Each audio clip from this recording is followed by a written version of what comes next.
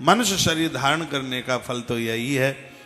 आप कितने भी बड़े अधिकारी हों, कितने भी बड़े व्यवसायी हों, मैं फिर कहूँगा भव सागर से पार होने का तरीका नहीं है।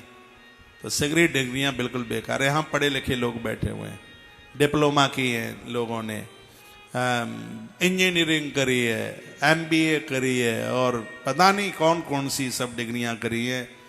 लेकिन एक बार फिर कहूँगा, यदि भव सागर से तैरने का सूत्र नहीं है तो सिगरेट डिग्रियां धरी रह जाएंगी, किसी मतलब की नहीं है, काम की नहीं है। इस बात को ऐसे समझिए, एक नाव में 3 मित्र बैठे हुए थे। एक डॉक्टर साहब थे, एक इंजीनियर साहब थे और उसमें एक वकील साहब थे।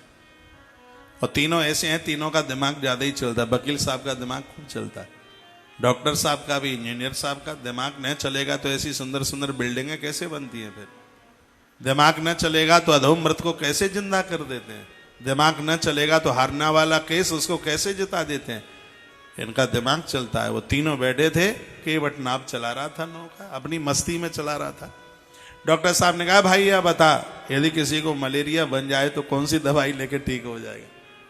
उसने कहा, साहब हमें क्या बताए, डॉक्टर साहब जो पर्चा पर लिख देंगे, दवाई लिख देंगे, वही खा के तंदुरुस्त हो जाएंगे।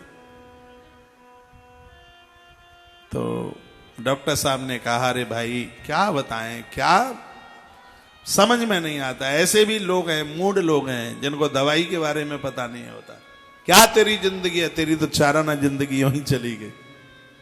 इतने में वो नाव थोड़ी सी आगे के लिए बढ़ी। माइक और खोलो, मोबाइल चला लो, हम कथा कल कह लेंगे।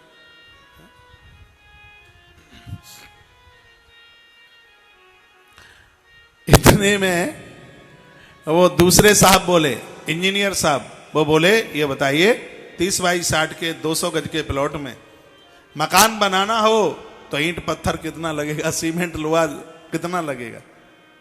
उसने कहा, मैं झोंपड़ी में रहता हूं साहब, मुझे नहीं पता। इंजीनियर साहब बोले, क्या तेरी जिंदगी है, तेरी तो चाराना जिंदगी यूं ही चली गई। इतने में नाव आगे बढ़ रही थी, वकील साहब का नंबर आया बोलने का, भाई ये बता, कोई किसी की खोपड़ी फाड़ दे तो धारा कौन सी लगेगी? तो उसने कहा कि मुझे नहीं पता है, मैं किसी से लड़ता नहीं हूं, मुझे क्या पता। एडवोकेट साहब ने कहा, क्या तेरा जीवन है, तेरी तो चाराना जिंदगी यूं ही चली गई। तो कुल मिला के कितने आना चली गई? 4 आना प्लस 4 आना प्लस 4 आना, 12 आना चली गई। इतने में नाव जाके बीच भंवर में जाकर के अटक गई। तो केवट ने कहा, साहब नाव डूब रही है, हवा जोर से चल रही है, और आपसे तैरना बैरना कुछ आता है कि नहीं? सो तीनों के तीनों बोले, तोबा तोबा, हमें कहां तैरना आता है। तो केवट ने कहा, साहब ये नाव डूबी, मेरी तो 12 आना गई जिंदगी, लेकिन ये गई तुम्हारी 16 आना। केवट ने छलांग लगाई, किनारे पर पहुंच गया, तीनों के तीनों डूब गए।